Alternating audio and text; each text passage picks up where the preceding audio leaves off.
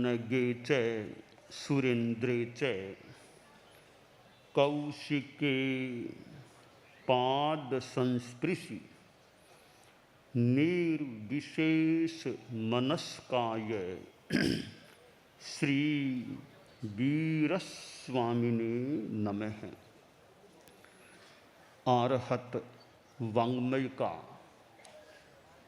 प्रसिद्ध श्लोक है, धम्मो मंगल मुक्तित्थम अहिंसा संजमो तवो देवावि तं नमंसन्ति जस्य धम्मे सयामणो। हमारी दुनिया में मंगल बहुत प्रिय होता है। आदमी निर्विघ्नता और मंगल की प्राप्ति के लिए अनेक रूपों में प्रयास भी करता है। चतुर्मास का प्रवेश करना होता है तो अच्छा मुहूर्त देख करके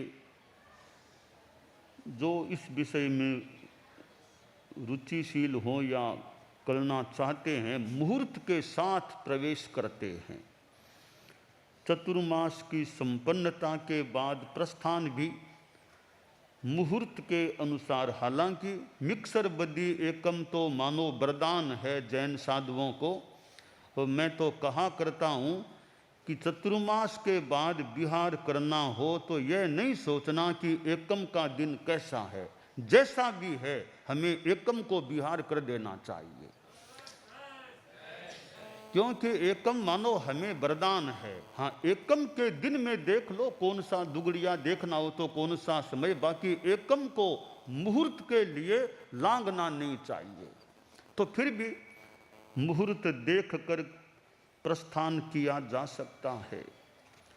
कई दीक्षा होने के बाद नवदीक्षित को दही गुड़ चमलेड़ी कुछ दिया जाता है, वो ओज आहार के रूप में, अनुशासन का ओज आहार के रूप में, वो भी एक मानो प्रयास है। पर ये सारे प्रयास छोटे प्रयास हैं।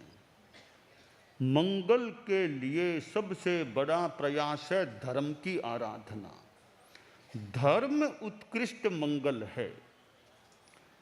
और आगमकार ने कहा धर्म उत्कृष्ट मंगल है, तो धर्म कौन सा? सनातन धर्म मंगल है कि बौद्ध है कि जैन धर्म मंगल है और कोई इस्लाम सिख ईसाई, कौन सा धर्म मंगल है? आश्चर्य की बात यह कि जैन धर्म का भी नाम नहीं लिया। दूसरे चरण में श्लोक के कह दिया गया, अहिंसा संजमो तवो। अहिंसा धर्म है, संयम धर्म है और तप धर्म है। अहिंसा की आराधना जो भी करेगा, किसी जाति का आदमी, किसी संप्रदाय का आदमी हो, अहिंसा की आराधना करने वाला कल्याण को प्राप्त होगा, मंगल को प्राप्त होगा। संयम की साधना जो कोई भी करेगा उसका कल्याण होगा। तप जो भी तपेगा उसे निर्जरा का धर्म का लाभ हो सकेगा। इतना व्यापक तत्व है धर्म। किसी संप्रदाय का आदमी हो और यहाँ तक गृहलिंगी गृहस्थ के वेश में रहने वाला भी सिद्धत्व को प्राप्त हो सकता है।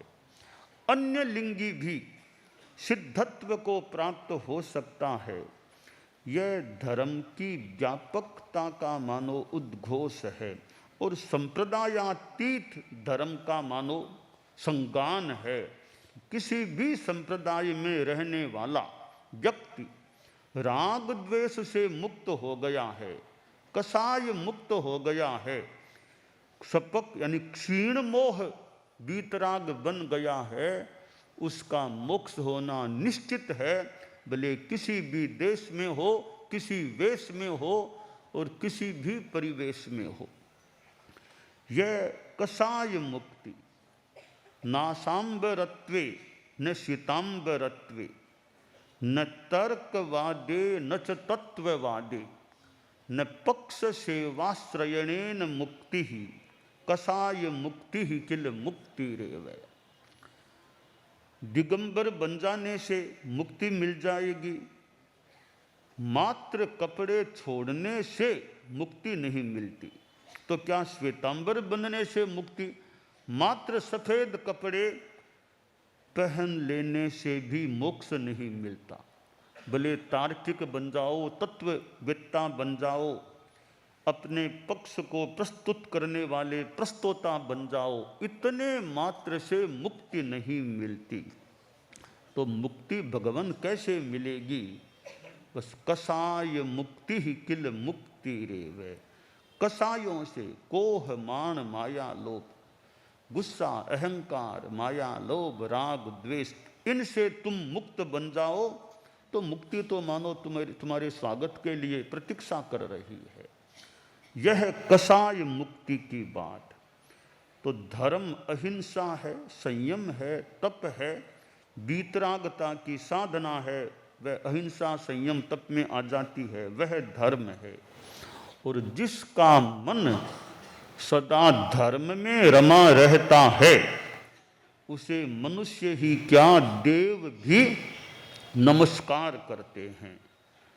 सामान्यतया मनुष्य लोग देवी देवताओं की पूजा अर्चना करने वाले करते हैं, पर देव भी उस मानव को नमन करते हैं जो धर्ममय होता है, जिसका मन सदा धर्म में रमा रहता है। हम लोग जैन शासन से जुड़े हुए हैं और जैन शासन जहाँ वीतरागता की बात, जिन वीतराग विजेता राग द्वेष जेता, जहाँ वीतरागता की बात है, और प्रथम तीर्थंकर भगवान ऋषभ इस अवसर्पिणी के इस भरतक क्षेत्र के, और अंतिम 24वें तीर्थंकर भगवान महावीर, हमारा वर्तमान का जैन शासन भगवान महावीर से संबद्ध है। और भगवान महावीर के इस शासन में अनेक आमनाय हैं, अनेक विभाग हैं। और जैन शासन में चतुर्मास होते हैं, जगह जगह तपस्या आराधना साधना का कितना क्रम चलता होगा। हमारा सूरत में चतुर्मास संपन्न हुआ और भगवान महावीर यूनिवर्सिटी के नाम से विश्वविद्यालय और वहाँ का वो परिसर, वहाँ हमें चतुर्मास के लिए स्थान मिला। तो चतुर्मास का स्थान भी भगवान महावीर के नाम से था। यूनिवर्सिटी शिक्षा का इतना एक बड़ा प्रांगण, आज ये शिक्षा संस्थान हैं। कितने विद्यालय महाविद्यालय और विश्वविद्यालय, कहीं मान्य विश्वविद्यालय, कितने विद्यार्थी वहाँ पढ़ते हैं रहते हैं।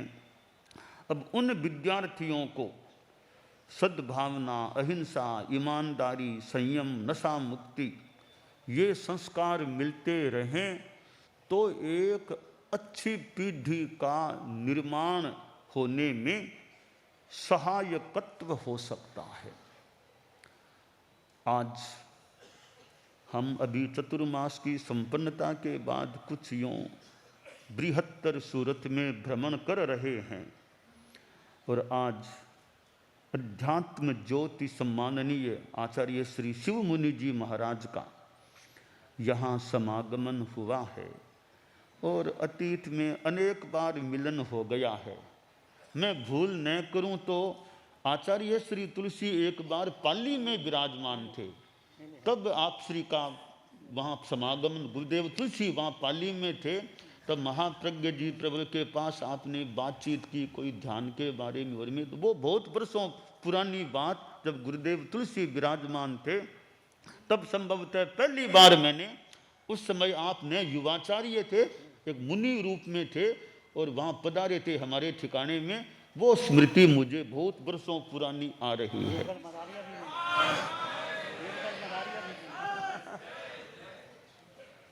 और उसके बाद में आचार्य श्री महाप्रज्ञ जी जब लुधियाना सन 2006 में पधारे थे, वो आत्मनगर की वो एरिया, वहाँ जिस बिल्डिंग में आचार्य श्री महाप्रज्ञ जी विराजमान थे वहाँ आप पधारे, और आपका भी उसी मानो बिल्डिंग में ही प्रवास हुआ था। हाँ, दोनों आचार्यों का वहाँ प्रवास हुआ, तो वो भी स्मृति मुझे है। उसके बाद सन 2014 में दिल्ली में तो अनेक बार मिलन हो गया, वो रोहिणी में, और हमारा फिर आप पधारे, हम गए, बाद में वो जैन समाज का प्रोग्राम था, तब भी फिर हमारा मिलन हो गया था, तो दिल्ली में हुआ था। उसके बाद सन 2023 में जहाँ आप इन दिनों में विराजित हैं वहाँ हम गए थे, वहाँ आपसे मिलन वार्तालाप छोटा सा प्रोग्राम वो हुआ था। उसके बाद हमारा सूरत आना हुआ, तो चतुर्मास संपन्नता की ओर मिलन हुआ नहीं था, तो इतने में श्रीश मुनि जी आ गए, तो शाम के समय आप आ गए, तो आपसे बातचीत हुई, तो पता चला कि आचार्य श्री शिव मुनि जी को भी कोई चेकअप की दृष्टि से पधारना तो है, तो मैंने कहा अभी थोड़ा बहुत हम भले प्रोग्राम हमारा चेंज भी करना हो तो कर लें, हमारा मिलन हो सके तो जान दें।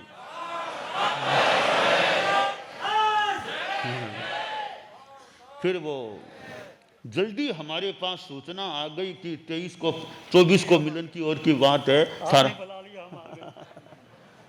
तो आज वो हमारा आचार्य श्री जी से मिलने का क्रम बन गया, और आचार्य श्री का अपना मिलन सारिता और एक स्नेह भाव वात्सल्य भाव भी कई बार मिलना हुआ, आपका वात्सल्य भाव हमें मिलता है। और तो ये आज का मिलना और ये हमारी साधना है, ये भ्रमण है, विहारचर्या, वो भी एक जनोपकार का और का हेतु बन सकती है। और एक जगह रहने से भी, हालांकि ऐसे जैन हमारी परंपरा में एक जगह मत रहो, जब तक शक्ति है तब तक विहार करते रहो, कोई विशेष प्रयोजन हो या जब कभी शरीर में चलने की क्षमता कोई कम हो जाए तो फिर एक जगह रहने की बात हो सकती है। तो हमारी परंपरा में आचार्य भिक्षु हमारे प्रथम आचार्य आद्य आचार्य हुए, और जैन परंपरा में इधर स्थानकवासी परंपरा है और वर्धमान श्रमण संघ है। तो हमारी ये अपनी साधना चलती रहे और जितना जनोद्धार का परोपकार का काम हो सके हम करते रहें। और आचार्य श्री शिव मुनि जी जिनका इस बार चतुर्मास में हमारा नैकट्य था, दूरी फासला कम ही था, तो चतुर्मास के बीच में जाना भी हमारा थोड़ा संभव कम था कि चतुर्मास के बीच में, चतुर्मास की संपन्नता के बाद आज वह आचार्य श्री से मिलन हो रहा है। और हमारा यहाँ सूरत में चतुर्मास हुआ, काफ़ी साधु साध्वियाँ साथ में, हमारे मुख्य मुनि डॉक्टर मुख्य मुनि महावीर हैं, वो भी हमारे साथ हैं। इन्होंने PhD भी कर ली है और जैन आगमों में पर्यावरणीय चिंतन, इस पर इन्होंने डॉक्टरेट की और उपाधि भी डॉक्टर की इनको जैन विश्व भारती इंस्टीट्यूट से मिल गई है। और भी हमारे कई संत हैं, अध्ययन कुमार समण जी आदि आदि डॉक्टरेट है, कोई MBA, अच्छी बात है। और भी अनेक कहने का मतलब हमारे साध्वी प्रमुखा विस्तृत विभा जी हैं, पहले कनक प्रभा जी साध्वी प्रमुखा जी थी, उनका हो गया प्रयाण, फिर आपको हमें साध्वी प्रमुखा हमारे 550 से अधिक जो साध्वियाँ हैं उनमें एक को मुखिया बनाते हैं। तो अभी आप साध्वी प्रमुखा विस्तृत विभाजी पहले तो समणी थी, पहले समणी थे तो विदेश की भी यात्रा की, बाद में गुरुदेव तुलसी के समय आपको साध्वी दीक्षा दे दी गई थी। पहले समणियों में मुखिया रही नियोजिका, समणी नियोजिका, फिर आप अब साध्वी प्रमुखा के स्थान पर हैं। तो 550 से अधिक साध्वियों में सर्वोच्च स्थान साध्वियों में अभी आपका है। आप भी हमारे साथ चतुर्मास में हैं और यूँ इंग्लिश भाषा और संस्कृत भाषा और भी अध्ययन और भी है। ये आप नंबर 1 में हैं, ये हमारे साध्वी वरिया संबुद्ध यशा ये नंबर 2 पर हैं, यानी नंबर 1 पर तो आप हो गए, सेकंड नंबर पर ये होते हैं ये भी हमारे साथ प्रबंधन समन श्रेणी जो है, समनिया, ये लोग समनिया लोग जो विदेश और भी जाती है, तो समन श्रेणी की देखभाल का मुख्य एक आध्यात्मिक जिम्मा इनको मुमुक्षुओं का, भाइयों का और भी काम, और तो लेखन पठन, और ये हमारी नंबर 2 पर साध्वी बढ़िया है। और भी साध्वियाँ हैं हमारे, कई चंदन बालाजी आदि आदि, कई मधु बालाजी, और ये कई साध्वियाँ हैं, कई पुरानी हैं, कई नई साध्वियों में डॉक्टरेट की हुई MA, और ऐसे भी कई साध्वियाँ हैं। यूँ संत भी कुछ अध्ययन अपने ढंग से, साध्वियाँ भी। तो हमारे साधु साध्वियाँ ठानकवासी समुदाय से भी साध्वी जी आई हुई हैं।